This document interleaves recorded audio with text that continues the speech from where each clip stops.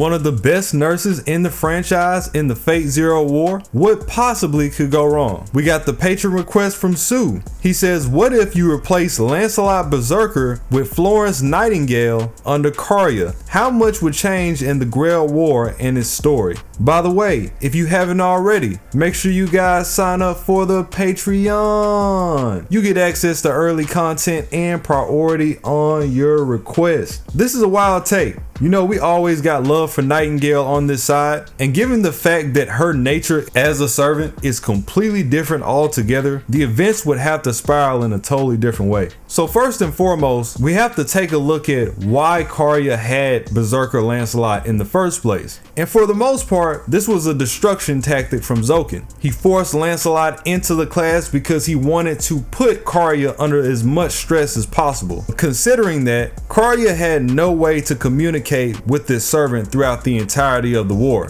which completely changes the dynamic because you're forced to completely work around that servant's temperament rather than just negotiating situations like most servant and master teams would. That's something that was never available to him. On the flip side, you have Nightingale being able to communicate, but considering her Madness Enhancement EX, the conversations that they might have probably only lead Kariya into thinking that Nightingale is utterly insane. And that's not just me saying that, that's pretty much most people that deal with Nightingale, considering her infatuation with being able to save people. Especially in Kariya's case, who is literally dying throughout the entirety of the war. Just the very nature of them being together would cause an episode. So whereas you had Lancelot, who could give a literal fuck about how Kariya ended up and just went balls to the wall, you have Nightingale from the time that she comes out. When she realizes the stress that Kariya is under, she's gonna try her hardest to rectify that. And the fact that it's her master of all people, the person that's literally keeping her in existence, she's gonna give him more priority above anybody else. Now, for all the people who aren't familiar with Nightingale's game,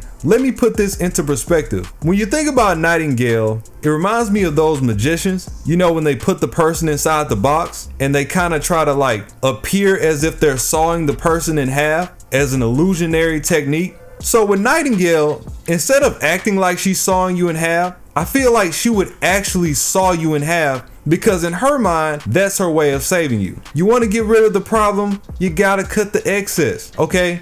So a lot of the conflict would rise up from Nightingale just existing herself, because you have to remember that Kariya's entire thing is that he quote unquote wants to save Sakura, and most importantly, he wants to get his revenge on Tokiomi. That's pretty much all he focuses on throughout the entirety of the war, though to everybody else it may appear in a roundabout way. The thing about this is that overall, as a heroic spirit, Nightingale pales in comparison to Lancelot. So you can imagine that on one side, she wouldn't drain nearly as much energy as he was, which would put Kariya in a higher state initially when the war kicks off, which is a big problem that he had to deal with from the time that he let Lancelot out. You remember the big showdown at the Wharf? He's going at Gil, he's going at Artoria, he's about to go at Iskandar, and then he gets hit by the chariot. Well, in terms of Nightingale, while she does show qualities of a good combatant, and this is much better expressed in the manga as opposed to the actual game itself, she still has bigger issues to deal with that she probably couldn't overcome in the same manner and not nearly as fast, like Gil's Gate of Babylon or getting ran over by Iskandar's bulls. So that entire situation can't happen the way that it did. It would be like the Excel event where things would have to get rearranged. For the most part, I can see Nightingale showing up, causing a disruption between Artoria and Diarmuid. Given the fact that they both tend to show their chivalry in their combat, it's highly unlikely that they would just jump her. So in that situation, they would have to disengage and one of them would have to deal with her by themselves. Namely, it would more than likely be Diarmuid, because by this point in time, Saber had already been injured by his phantasm. They get into their 1v1. Gil shows up to stress his dominance with the Gate of Babylon, and this is the part where he showers Lancelot, but instead this is something that Nightingale isn't going to be able to deal with outright. So then she's gonna have to disengage. And this is another reason why this is so interesting, because there's a lot of parts in the story that ends up deviating because of the circumstances. Gil was going to stay, and Tokiomi actually made him come back. So right off the bat, this fight would be extended longer than normal because Tokiomi was fearful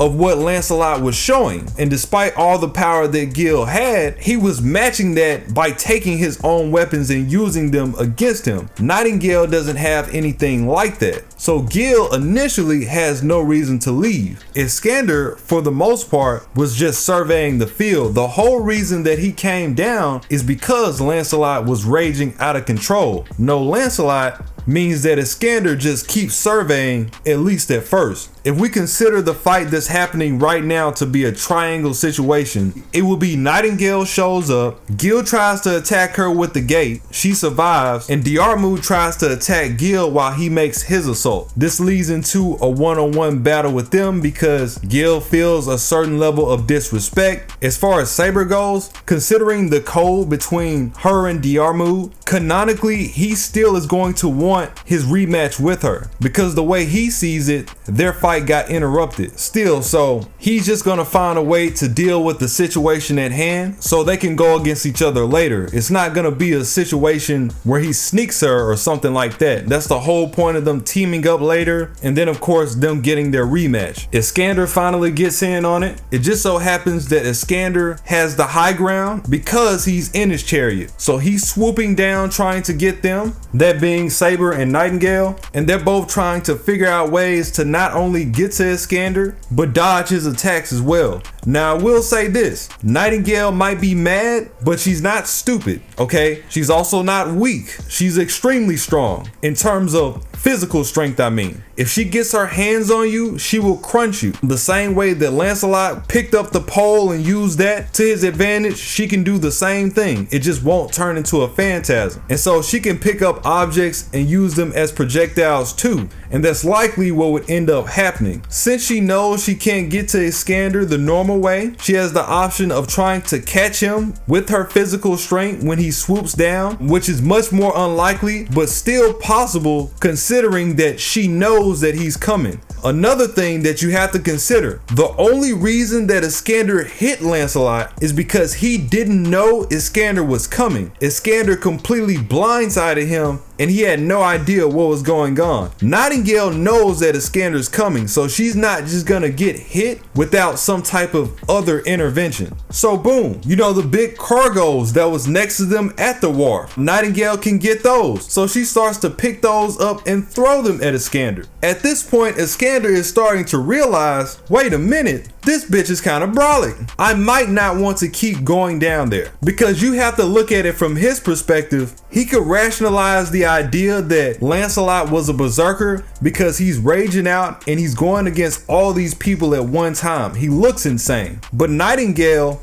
he would have no idea that she was capable of this until she actually did it. Unless he talks to her, he couldn't tell her from a berserker to an archer. And considering the fact that she's throwing things, she might have been an archer, for all he knows. Nightingale has no real reason not to go for Saber, even in this scenario, so she's likely going to be throwing containers at her as well. And considering whether or not Iskandar tries to use this to his advantage, that might be an overwhelming situation that causes her to retreat. The fight that's going on with Diarmu and Gilgamesh likely won't last for long. Remember, Canif is in the same state of mind as Tokiomi. He's optimizing. He's not gonna send Diarmu into his death against Gilgamesh, especially when there's so much going on already. Initially, it was supposed to be him and Saber's 1v1. So that situation stays the same. He pulls out. This leads Kiritsugu to also pulling out because his whole thing, he's trying to get the up by sniping Canif. The cool part about Nightingale fighting under Kariya in general is that she won't use nearly as much magical energy, because though they're doing the same thing, every time Lancelot uses his phantasm, if that happens to extend further than necessary, then it's hurting Kariya. Whereas with Nightingale, she's literally just picking things up. She's just using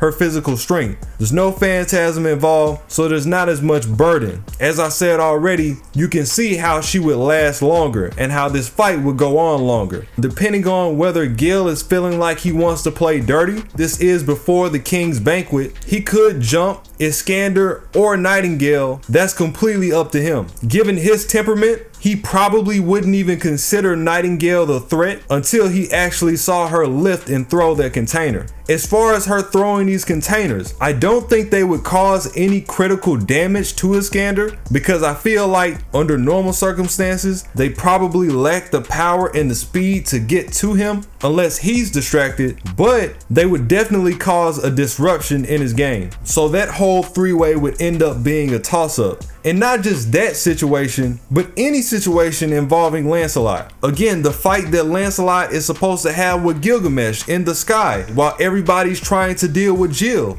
Well, now that can't happen because Nightingale can't fly. She can't even get to Gilgamesh once he gets in his ship. So that fight is completely barred. The upside is that since Lancelot isn't spending so much energy draining Kariya's reserves against Gilgamesh, well, now Kariya has a better chance against Tokiomi. Remember, he still has his Worm Magecraft. He's not helpless. And another thing, since less energy is being used, he's also more rational. He keeps more of his sanity. So it could end up in a situation where he just might get what he wants. He doesn't have Lancelot working against him. Tokiomi oversteps his boundaries. Tokiomi somehow comes out with an L. I think the whole thing with Nightingale, with the little sanity that she does have, is that everybody's her enemy because she's trying to spend the entirety of the war to save her master. She wants to help Kariya. So any type of teaming up, especially considering that Kariya is her master, is highly unlikely. Everybody's teaming up to do this and that. People are teaming up to go against Jill. Jill gets taken out all the same. In the event that Kariya lucks up and takes out Tokiomi on that rooftop, well then Kariya is up. The very reason that Kariya and Kirei established a relationship is because Kariya got hit by Tokiomi's flame attack and Kirei healed him afterwards. But if Kariya doesn't get hit by that, then they have no type of reason to form camaraderie. And to be honest, it was never camaraderie to begin with because Kirei was just using him to get what he wants. So the whole Lancelot pretends to be Iskandar to steal Irisville thing never happens because a part of that was convincing Kariya after Kirei saved him. Another huge thing to take into account is that if Kariya gets rid of Tokiomi, Gil becomes a stray servant. And so all the latter events post the death of Jill and the fight that Saber has with Diarmu completely change. This shouldn't affect Team Yorikobi. That should still happen. I will say one thing that should have a drastic effect is the fact that Kirei didn't take out Tokiomi himself, because him taking out Tokiomi, that betrayal, is a huge part of the evolution of Kirei's character. Him literally taking his evil identity into his own hands. That's a complete realization for him. If he doesn't do that to Tokiomi, if Kariya is the one that does it, then Kirei doesn't turn out as evil. It's likely that he might continue to either lie to himself or there would have to be another event that replaced that. But given the playing field at this point, there's really nobody else to do it on. Kirei, despite being the type of person he is, he still has code. He still has tact to what he does. So he's not just gonna run rampant and take out anybody. Like he's not just gonna stick up the family that Waver was housing with. That's wild. I would have never considered it. Putting Nightingale in this might result in the villainy of Kirei being shot, and that serves as the catalyst as to how he moves in Fate Stay Night.